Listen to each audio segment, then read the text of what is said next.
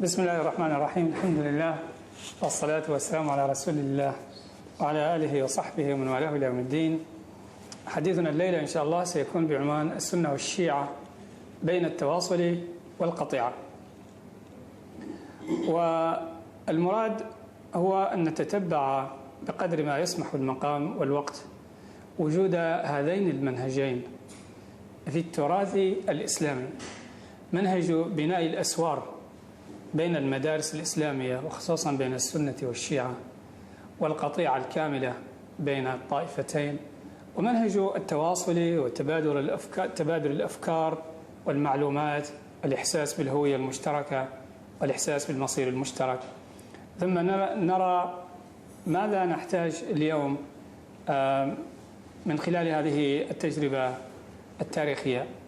طبعا لأن أغلب الحضور يدرون عن السنة أكثر مما يدرون عن الشيعة وأنا كذلك، فسنعطي فكرة عامة عن أصول التشيع وعن سمات التشيع ومصادره قبل أن نخوض في مسألة التواصل والقطيعة والمذهبان الشائعان في هذا المجال. الحد الجامع بين كل الشيعة بمختلف ألوانهم المذهبية والفكرية والفقهية هو أولوية علي رضي الله عنه بالخلافة. يتفق كل الشيعة على هذا ويختلفون في كل ما عدا هذا. إذا أردنا باختصار أن نجمع في حد جامع مانع ما يجمع الشيعة نقول هو أولوية علي رضي الله عنه بالخلافة. أما كل ما سوى ذلك من حيث الموقف من الصحابة الآخرين، ومن حيث كون الإمامة والخلافة ذاتها جزء من العقيدة أم لا، ومن حيث تسلسل الأئمة وهل هم 5 أو 7 أو 12 أو غير ذلك، كل هذه فيها خلاف داخل المدارس الفكرية الشيعية. مما يجمع الشيعة أيضا بشكل عام اعتبار أهل البيت مرجعية شرعية. اعتبار أهل البيت وخصوصا الأئمة منهم مرجعية شرعية في أقوالهم وأفعالهم، ولذلك فإن تعريف السنة عند أهل السنة أضيق من تعريفها عند الشيعة. عند أهل السنة الحديث هو قول النبي صلى الله عليه وسلم وفعله وتقريره، أما عند الشيعة فهي قول المعصوم بإطلاق، قول المعصوم بإطلاق. ويدخل في قول المعصوم طبعا قول النبي صلى الله عليه وسلم وقول الأئمة، سواء كان الأئمة الاثنا عشر في الاثنا عشرية أو الأئمة السبعة في الإسماعيلية أو الأئمة الخمسة في الزيدية. كلام الأئمة هو جزء من التشريع عند الشيعة. فهذا هو السمة الثانية التي تجمع الشيعة عموما، ليست مثل الإجماع الكامل الشامل حول أولوية علي رضي الله عنه بالإمامة، ولكن عموم الشيعة يؤمنون بهذا وبأن أهل البيت مرجعية شرعية. مما يجمع الشيعة أيضا التعلق العاطفي العميق بأهل البيت والتبرك بآثارهم، وبمستوى من التبرك يراه كثير من أهل السنة أحيانا غلوا. وإن كانت مسألة التبرك طبعا هي مسألة من الخلافيات الفقهية حتى داخل المذاهب السنية. التعلق العاطفي العميق بأهل البيت والتبرك بآثارهم وبناء المشاهد على مواقع موتهم أو المراقد كما يقال في الاصطلاح الشيعي، حتى في الأماكن التي من المعروف تاريخيا أنهم لم يأتوها أصلا، مثل القبر الجميل الموجود، الضريح الجميل الموجود في مزار الشريف في أفغانستان اليوم، وهي المعروف تاريخيا ببلخ. وأن علي رضي الله عنه أن رجلا من الأولياء رآه في المنام حمل على ناقة بيضاء من الكوفة، جثمانه حمل على ناقة بيضاء من الكوفة إلى أفغانستان ودفن هناك، فأصبح مشهدا. يعني بأقل وسعة وذريعة يجد الشيعة طريقا لبناء مشهد لذكرى أهل البيت فهم يجهدون في ذلك. من سمات التشيع أيضا الإحساس الكثيف بالظلم السياسي ضد أهل البيت، بحيث أن ثقافة الحزن لا يمكن فهم الثقافة الشيعية بدون فهم عنصر الحزن والإحساس العميق والكثيف بالحزن وتأبيد الحزن حتى. يعني هنالك مؤسسات دورها الاجتماعي والثقافي إلى حد كبير هو تأبيد هذا الحزن، تأبيد حالة العزاء. وهذه أمر طبعا اختلف علماء الاجتماع في تفسيره من الناحية التاريخية. منهم من يقول خصوصا في الفرس يقول الثقافة الفارسية بطبيعتها فيها تشاؤم كذا، ومنهم من يؤثر هذا إلى تأثير عناصر ثقافية سابقة على الإسلام، ومنهم من يراه عكسا موضوعيا لواقع. هنالك فظائع ارتكبت ضد آل البيت ليس في ذلك شك، وأفظعها ما وقع في كربلاء حينما قتل الحسين رضي الله عنه مع 70 من أهل بيته، أغلبهم فتيان صغار في مذبحة طبعا هزت الضمير المسلم في كل مكان. لكن ما ميز الشيعة عن السنة في هذا هو تأبيد حالة الحزن. هذا الضمير السني يحس بالحزن ولكنه يحاول أن يتغلب على الحزن وأن يتناساه، مثل البشر كلهم يحاولون أن ينسوا الذاكرة المريرة. لكن التشيع تحول إلى بنى مؤسسات لتأبيد حالة الحزن على أهل البيت.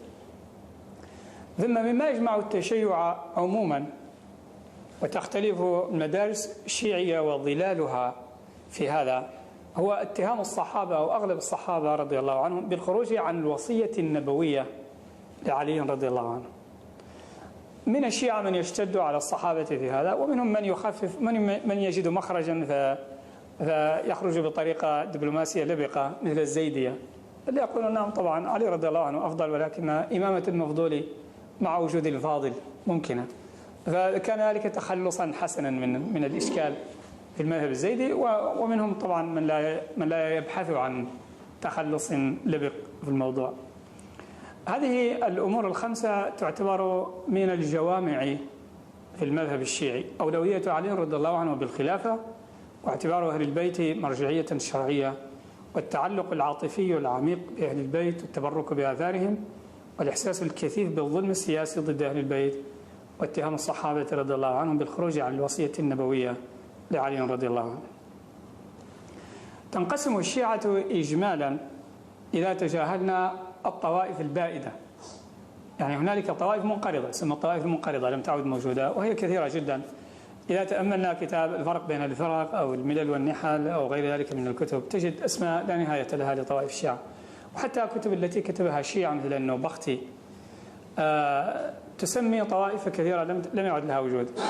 إنما إذا نظرنا إلى التشيع الذي امتد في التاريخ والذي لا يزال له وجود اليوم، يمكن أن نقول إن الشيعة تنقسم إلى 3 طوائف رئيسية: الشيعة الخمسية، والشيعة السبعية، والشيعة الاثنى عشرية، أو إذا تحدثنا باصطلاح أوضح الشيعة الزيدية والشيعة الإسماعيلية والشيعة الاثنى عشرية. أما الشيعة الزيدية وتدعى خمسية لأن عدد الأئمة فيها 5 فقط. عفوا دكتور، بس للتفكيك الاصطلاح أو لفهم الاصطلاح الاثنى عشرية تقصد الجعفرية، هذا هو نفس؟ نعم سنأتي لهذا. نعم. الشيعة الزيدية تدعى خمسية أحيانا خصوصا في الكتابات الأجنبية لأنها تؤمن بأن الأئمة 5 آخرهم زيد بن علي. هم أقرب الشيعة إلى أهل السنة فكرا وفقها. الإمامة عندهم شأن سياسي إلى حد كبير وليست شأنا اعتقاديا، ولذلك قالوا لا بأس إمامة المفضول مع وجود الفاضل ممكنة. فليست الإمامة في المذهب الزيدي ركنا من أركان العقيدة.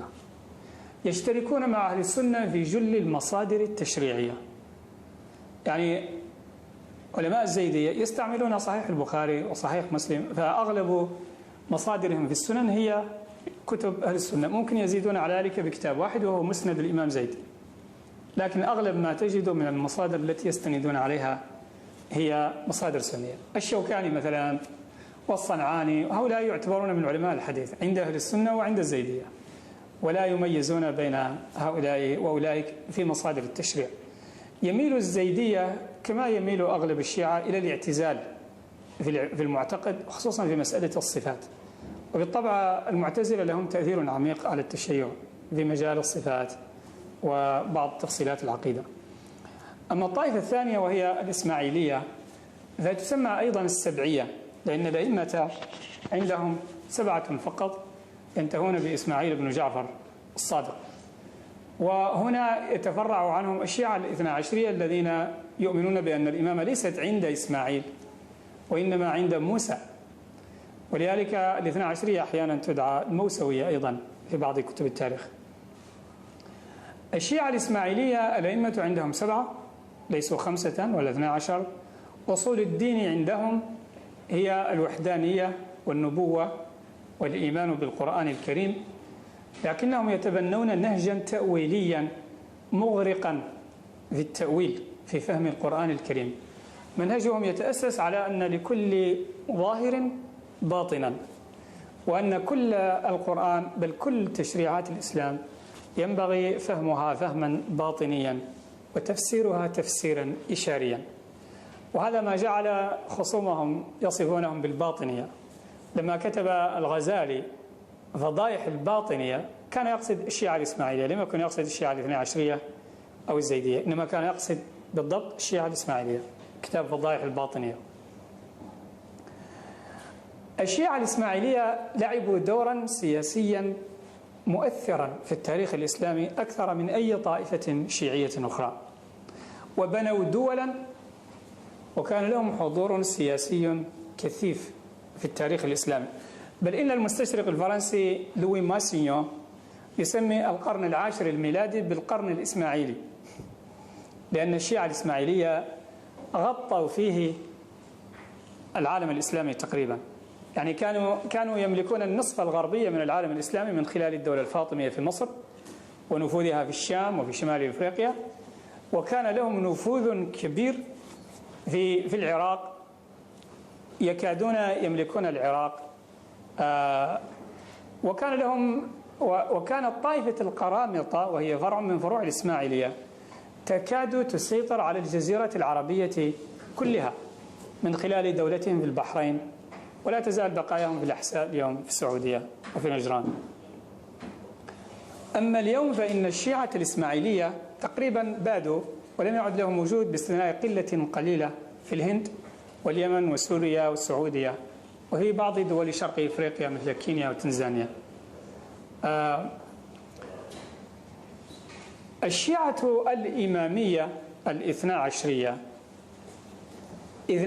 في نظرية الإمامة، فالأئمة عندهم 12 يبدأون بعلي رضي الله عنه وينتهون بمحمد المهدي، وهو الإمام المنتظر الذي يؤمنون بعودته في آخر الزمان ليملأ الأرض عدلا كما ملئت شورا.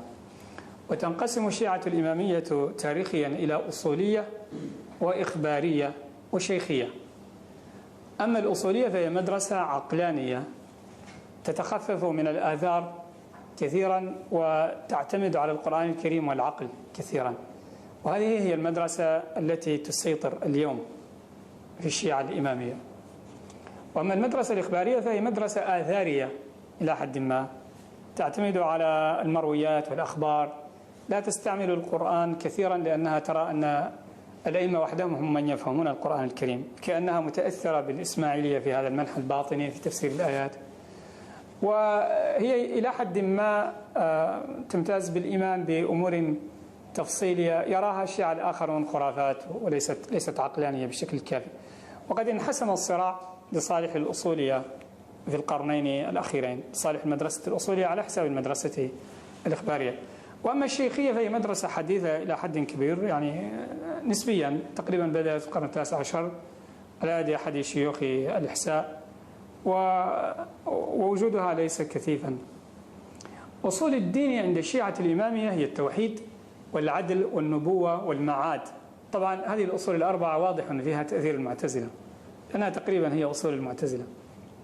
ثم يزيد الإماميون عليها الإمامة، أصل من أصول العقيدة، والتقية ليست عقيدة ولكنها يعني مبدأ مقبول، مبدأ عملي مقبول. والغيبة، أي أن الإمام المهدي غائب وأنه سيعود في آخر الزمان. ولذلك بسبب عقيدة الغيبة كانت الشيعة الإمامية سلبية جدا في التاريخ الإسلامي من الناحية السياسية. سادت السلبية السياسية في تاريخ الشيعة الإمامية إلى حد كبير مع استثناءات قليلة جدا. السبب في ذلك هو أن النظرية السائدة كانت هي أنه لن يكون هنالك دولة عدل حتى رجوع الإمام، وأن شأن الدولة والشأن العام عموما ينبغي أن يترك حتى يرجع الإمام المنتظر. ولذلك يعتبر الخميني ثوريا مجددا حقيقة، لأنه خلص الشيعة الإمامية من هذا الموقف السلبي. وأذكر في أحد كتبه التي كنت أقرأها يقول: نحن انتظرنا الإمام حوالي 1000 عام، فهل ينبغي أن ننتظر 1000 عام أخرى؟ لا يجوز هذا. المؤمن لا بد أن ينجز شيئا في حياته. ولذلك جاء بنظرية ولاية الفقيه، وهي أن العالم المجتهد الحي اليوم هو نائب للإمام، وبالتالي إلى حد كبير وجد طريقة للتخلص من فلسفة الانتظار والقعود وصيغة عملية لتحريك الشيعة سياسيا. لذلك هذه الفورة السياسية التي نعيشها اليوم في الثقافة الشيعية، والتي كتب عنها ولي نصر كتابه الطريف صحوة الشيعة للشيعة ريفايفل، حقيقة هي يرجع الفضل فيها إلى هذه النظرية الثورية التي صاغها الخميني، والتي نقلت الشيعة من الانتظار إلى الفعل. فروع الدين عند الشيعة الإمامية هي الصلاة والزكاة والصوم والحج، فهي أركان الإسلام الخمسة، لكنهم يزيدون عليها الخمس والجهاد والأمر بالمعروف والنهي عن المنكر والتولي والتبري، بمعنى الولاء والبراء باللغة السلفية. عند الشيعة التولي والتبري يعني تولي الصالحين والتبري من الظالمين. يختلف الشيعة الإماميون عن أهل السنة في مصادر الحديث والفقه مع تقارب كبير في المضمون، لكن من حيث المصدرية هنالك فرق كبير.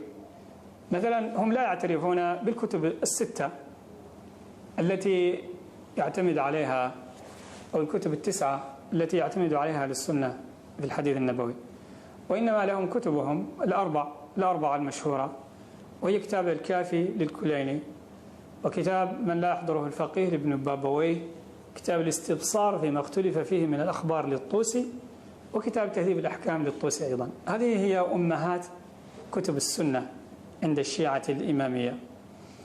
بعضها ضخم، كتاب الكافي يحتوي على 16,000 حديث، لكن هذه لا تعتبر صحاحا. وبعض أهل السنة يخطئ، يرجع إلى هذه المراجع فيأخذ منها نص ويدين به الشيعة، ولا يعرفون أن القلة من هذه الحديث تعتبر صحيحة عند الشيعة أصلا. وبالتالي ليس كل ما في هذه الكتب يعتبر جزءا من عقيدة أو فقه الشيعة. مثلا يمكن أن تحاكم أهل السنة بكل ما في البخاري أو كل ما في مسلم عموما، لأن أهل السنة يعتبرون أن كل ما فيه ما صحيح. أما الاستبصار مثلا، أما الكافي مثلا يحتوي على 16,000 حديث، منها 5,072 حديث فقط يعتبرها الشيعة حديث صحيحة. كتاب من لا يحضره الفقيه أيضا لابن بابوي فيه حوالي 6,000 حديث، منها فقط 400 حديث متصلة السند، ما سوى ذلك كله مرسلات ومنقطعات، فليس صحيحا بمعايير قبول الحديث لا عند أهل السنة ولا عند الشيعة. فالفكرة المقصودة أن الشيعة الإمامية يختلفون عن أهل السنة في المصادر، لكن لا ينبغي أن نأخذ هذا على أنها مفارقة في التشريع أو في الأخلاق الإسلامية أو في المضامين الإسلامية. الحقيقة أن أغلب الأحاديث الموجودة عند أهل السنة موجودة عند الشيعة، لكن بأسانيد أخرى، وكثير منها كثير مما نعتبره نحن أهل السنة حديثا نبويا تجده في كتب حديث الشيعة مرويات عن الأئمة. مثلا الحديث يكون في البخاري حديث نبوي، ممكن تجده في الكافي عن الإمام الصادق عليه السلام أنه قال، فالكلام منسوب للإمام الصادق وليس منسوبا للنبي صلى الله عليه وسلم. فالخلاف في الأسانيد أكثر منه في المتون. أما في المتون فهنالك شبه كبير جدا بين الأحاديث في كتب السنة وكتب الشيعة، ولهذا السبب ظل نمط العبادات متقاربا جدا وظل الفقه متقاربا جدا، إلى حد أن الدكتور وهبة السحيلي، وهو من أكبر علماء الفقه المقارن في عصرنا، وهو صاحب الموسوعة الكبيرة الفقه الإسلامي وأدلته، يقول إنه تتبع جميع فروع الفقه عند أهل السنة مسألة ولم يجد فيها من المسائل، تتبع جميع فروع الفقه الجعفري عند الإمامية مسألة لم يجد فيها مسألة إلا وهي موجودة قال بها بعض علماء أهل السنة في الفقه، باستثناء 20 مسألة. هذا من حوالي كم آلاف، عشرات الآلاف من المسائل. ولذلك قال لي أيضا الدكتور عبد الكريم زيدان، وهو من كبار علماء الفقه المقارن، مرة قال لي أن الفقه الزيدي يكاد يكون فقها مالكيا، يعني هنالك شبه كبير بين الفقه المالكي والفقه الزيدي، وهنالك شبه كبير بين الفقه الجعفري والفقه الحنفي، وربما للجغرافيا في ذلك دور تاريخيا.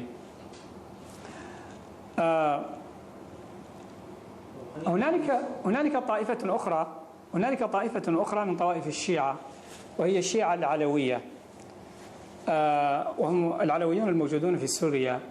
هؤلاء جعفريون في الفقه، باطنيون في المعتقد.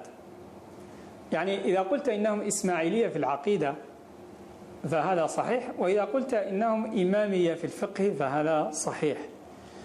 ولكن الحقيقة أنهم كانوا معزولين، عاشوا معزولين في جبالهم فترة طويلة، وسادت بينهم أفكار غالية إلى حد ما، ولكن حقيقة منذ القرن التاسع عشر يشهدون تطورا عميقا جدا وتحولا كبيرا تجاه الإمامية وتجاه السنة.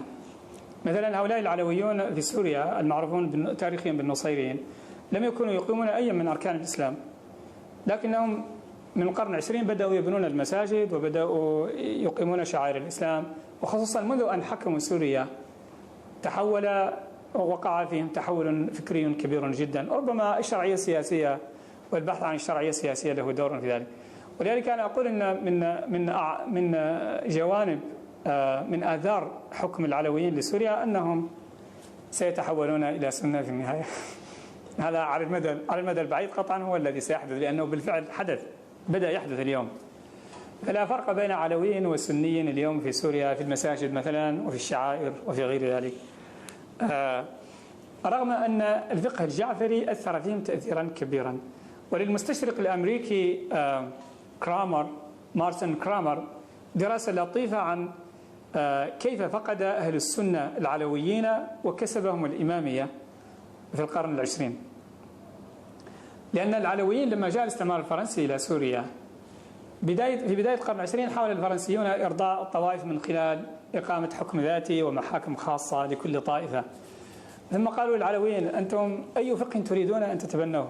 ما كان عندهم فقه أصلا، ما كانوا مهتمين بالدين أصلا. فاختلف العلويين: نتبنى الفقه الحنفي أو نتبنى الفقه الجعفري.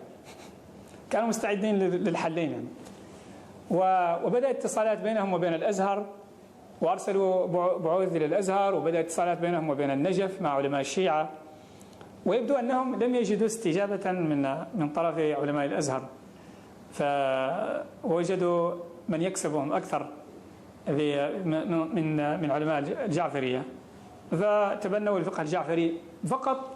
من ثلاثينيات القرن العشرين تبنوا الفقه الجعفري في محاكمهم. ولذلك الآن بدأ يوجد فيهم إمامية في سوريا، بدأ يوجد العلويين الذين يتحولوا إمامية، ويوجد أيضا كثيرون منهم تحولوا السنة وغير المتدينين. فهذه الطوائف الرئيسية للشيعة، الطوائف الثلاث. طبعا الشيعة العلوية هم حقيقة ليسوا طائفة مستقلة، وإنما يمكن اعتبارهم اليوم نصف سنة ونصف إمامية إلى حد كبير. يعني هذه خلاصة عامة عن طوائف الشيعة. والآن ننظر إلى مسألة التواصل والقطيعة. طبعا هنالك فترات في التاريخ الإسلامي، فترات الازدهار عموما في تاريخ الأمم تسود فيها الثقة بالنفس والثقة بالغير والانفتاح على ثقافة الغير، سواء كان من أهل الملة أو من خارج أهل الملة. من طبيعة الشعوب في عصور الازدهار أنها تنفتح، يسود فيها الفضول العلمي والتعطش للمعرفة وحب الاستطلاع والتسامح مع الآخرين، لأن الثقة بالنفس تمنح التسامح. ضعف الثقة في النفس يؤدي إلى التعصب. وللفيلسوف الفرنسي كلود ليف ستراوس نظرية جميلة في تاريخ الثقافة، فهو يقول إن الإبداع لا يكون إلا على الحدود بين ثقافتين.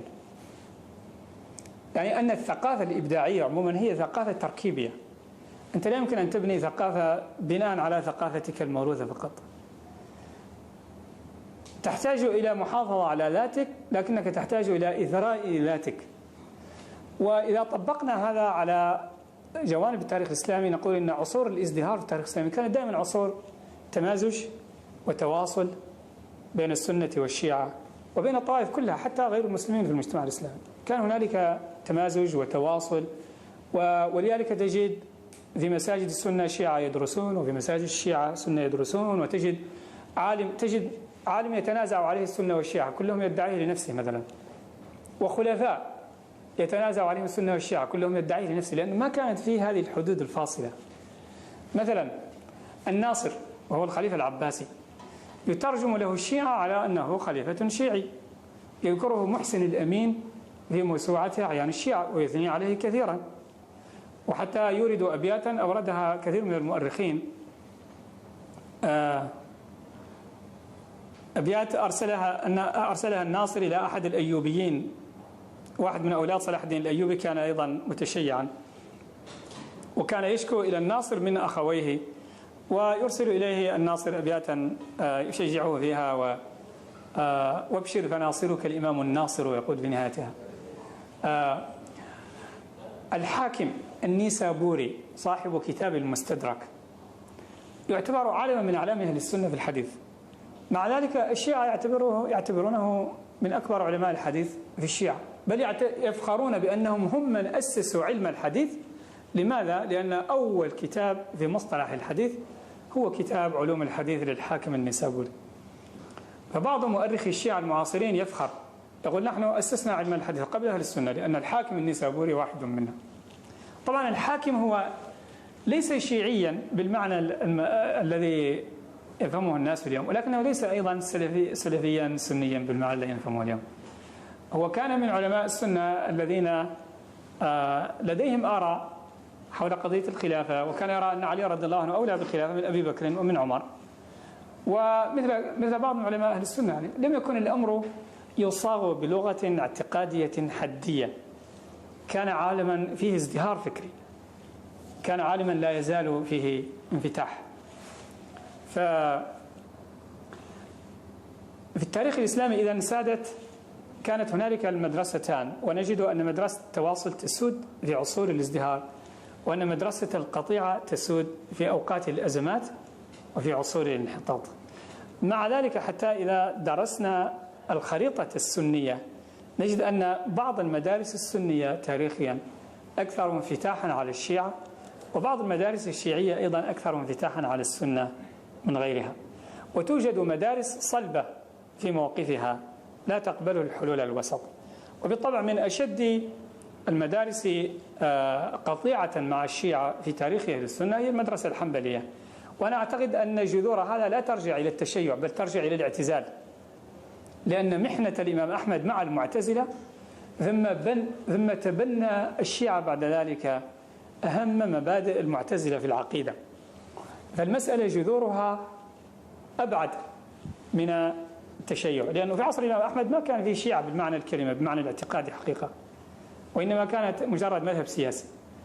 التشيع الحقيقي بدأ في القرن الخامس الهجري مع كتابة هذه الكتب الأمهات، كتاب الكليني، كتاب الكافي، والكليني توفي عام 329 هجرية، وكتاب ابن بابويه من لا يحضره الفقيه، وابن بابويه توفي عام 381، والطوسي توفي عام 460 هجرية.